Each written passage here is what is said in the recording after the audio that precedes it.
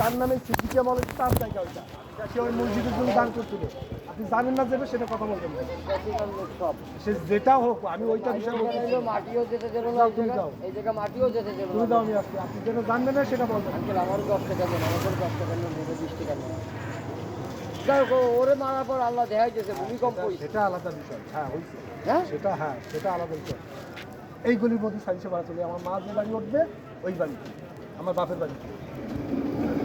আর ওনার স্থাপন করার বিষয় হচ্ছে মসজিদের ভিতরে ওজুখানায় ঢুকতে। দাফন করানোর কথা। হ্যাঁ, আর এইটা আপনি যেটা দেখালেন এটা হচ্ছে যার নামে রোড, তাকে হ্যাঁ বিল্ডিং তাকে একটু ওই মসজিদের জায়গা দেওয়া রয়েছে।